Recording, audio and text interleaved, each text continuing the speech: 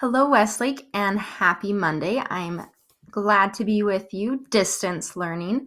Dr. Howe asked me to show how I record lessons for my classroom, so I figured the easiest way to do that would be to actually show you. I use a product called Screencastify, and it's definitely saved my life. I've had to have quite a few surgeries in the past little while, and so I've just been able to record my lessons as if I was there, and it helps a ton. I wanted to show you there is a video option, though I don't normally use it unless I just pop in to show my face at the beginning, and then I get rid of it and I go on with teaching as normal. So I want to give you some distance learning ideas today. The first idea I want to share with you is one that I don't normally use in my class, but that I have used as a substitute, and that is Nearpod. I know many of you are familiar with Nearpod. Nearpod does have lots of available lessons ready for our core subjects and also subjects like health. So that is really nice for you. Another thing I really like about Nearpod is that students can work at their own pace. So it does make it a really great emergency subplan. It's super easy to prepare the lessons since they do have so many pre-made lessons available for you. And another thing that I really like about Nearpod is that it can be very interactive. Students can watch videos, they can answer questions, they can draw pictures, they can fill out charts, all within the Nearpod.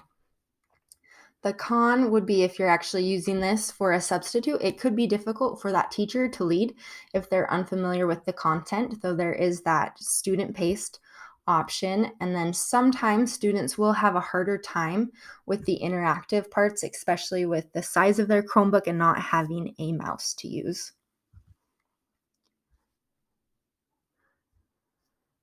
HyperDocs are a lesson plan that I use for my emergency sub-lessons when I want to have something that's just ready that can be used whenever when I don't have time to plan or record one of my normal lessons. So a HyperDoc is a term to describe a Google Doc that is like a lesson with kind of like lots of hyperlinks. It's sort of like a 21st century worksheet, but a lot better. So it will have videos, articles, activities, just different ways that students can interact and think.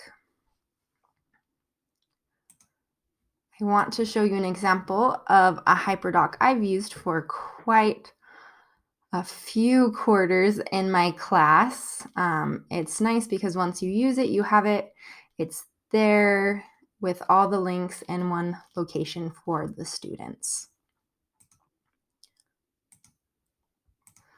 If you want to learn more, you can work through this HyperDoc that's linked in this slideshow, and it will teach you about HyperDocs. Also, though, note right now you're watching this, so if you have anything linked in a recording, your students will need to be able to access it somewhere. So either have the slides available to them or put the link on Google Classroom or on a document or something that you give them so that they can get to that link. Pros and cons of HyperDocs. These do make a great emergency subplan, as I mentioned. Students can work at their own pace, so it can be a really easy way to prepare a lesson, and it works super well with our Launch, Explore, Discuss philosophy. Some cons are it can be really difficult for students who are unfamiliar with HyperDocs, and you must have very clear directions. And even then, if it's something your students aren't familiar with, they can struggle with a HyperDoc. This is actually why I started making slides with instructional videos embedded. So I turned that HyperDoc project into 3 different slideshows for my class, and within each slideshow, I have the directions. So that way the students can see me going through the directions step by step for each day. They're still able to go at their own pace, and it's nice because students who need to hear directions again can hear directions more than one time. Another thing that I really like is you can record any examples of you doing something just once, and then you can show it or have it for every class, every student. That way you're not having to show it over and over and over again when a student asks you that same question. So here's an example of something that can be kind of tricky for students. So I recorded how to do it, and this is also a good option for you to put into your distance learning lesson plans as a way for them to interact. That's an easy free format on Padlet. When you're done watching, you're going to circle your top 3, and then you are going to make 3 different Padlet posts with pictures of your top 3 places to visit. So let's read our directions a little bit. It says there is a plus sign in the bottom right corner to add your posts. The title should be the name of the location. Where it says write something, you should write your first and last name, and then click on the magnifying glass to do a Google search and add a picture of the location. So let's try one. So we're going to visit the Padlet.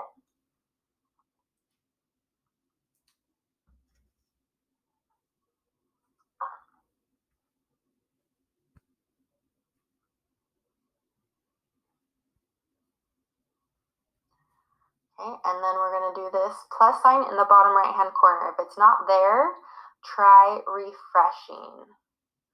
Okay, so if you need to reload your page, you can. Otherwise, we're going to press the pink, and our title is going to be the place. So one of my favorite places is the Musée Rodin, and then I need to write my name. So I'm going to write Madame Carol first and last, and then I click on the magnifying glass, and that's going to take me to Google. And since I titled it Musée Rodin, it already has a thing of it, and then I can scroll through and pick my picture, and it will add my picture to the Padlet wall.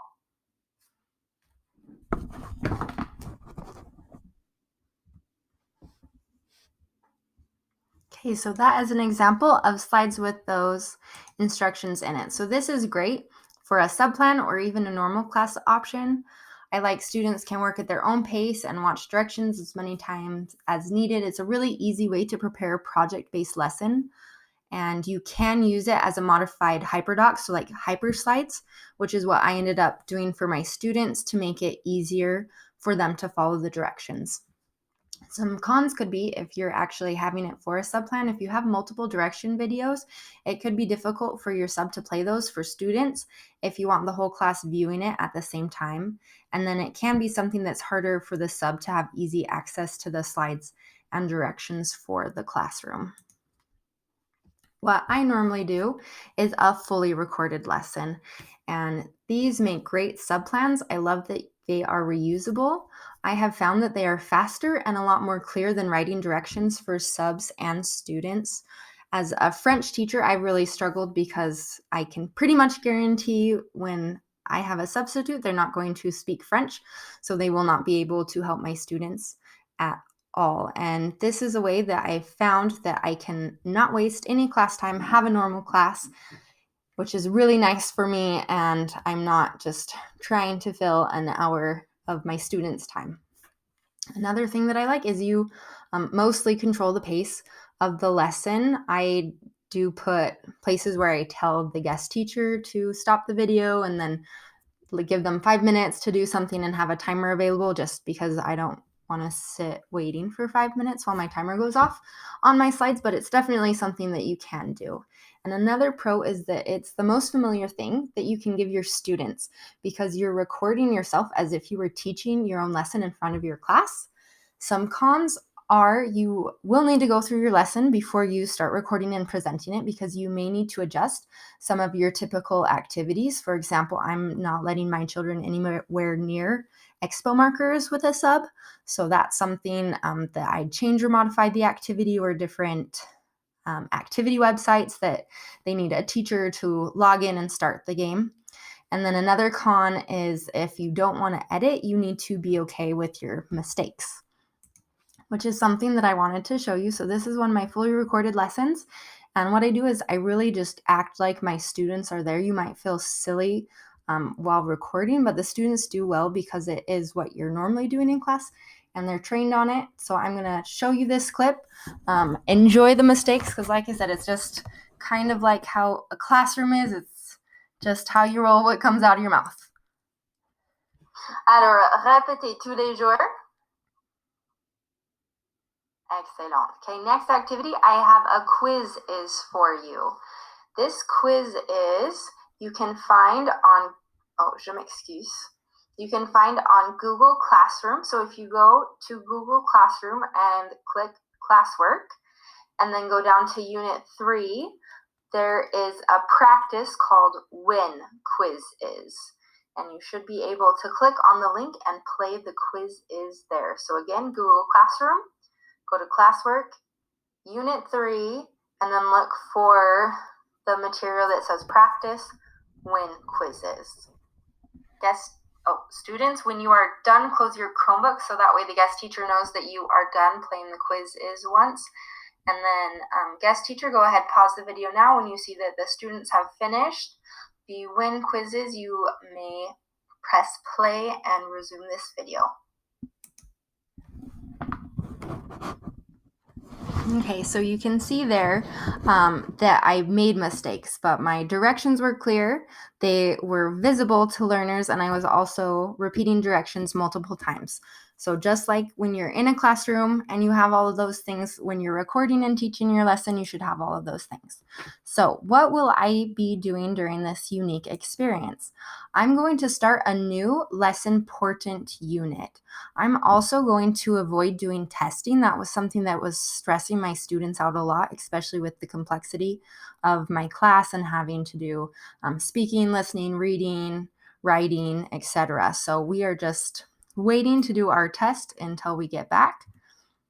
I'm going to record my lessons as I do for a guest teacher, including directions for the guest teacher, because I want to be able to reuse these in the future. I don't want this to just be like, I use this lesson once and I'm done. I want to be able to reuse these lessons. So I'm going to record on Screencastify. I'll upload it to YouTube, and then I'm just going to have an additional explanation video to students explaining how to modify in their home. Since I am a language-based classroom, they need to communicate. So if they don't have a buddy or a friend or a family member that they can practice with, I'm actually sending them home with supplies to make a practice puppet. And then I'm also going to have explanations for group partner activities, how they can modify any of those at home. So now I'm gonna give you a chance to talk to your eyeball partner. So that's the person that if you're sitting at your seat normal, you make eye contact with. Please make sure you are at least 6 feet away so you can continue your social isolation. But I'm going to give you 30 seconds to talk with that eyeball partner. Just what are your thoughts? What do you think you might do for distance learning? Again, you're speaking with your eyeball partner. Make sure you stay 6 feet away, so talk loudly. And then you're going to discuss what do you think you might do for distance learning.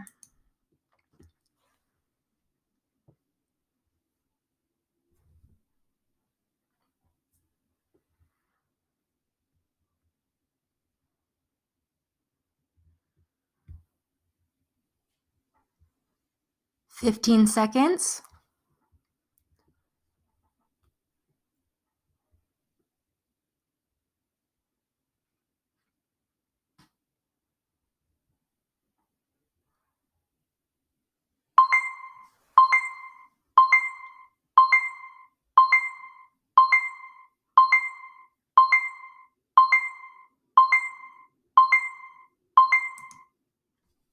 Okay, thank you so much, teachers. I hope you found this helpful. Please don't stress.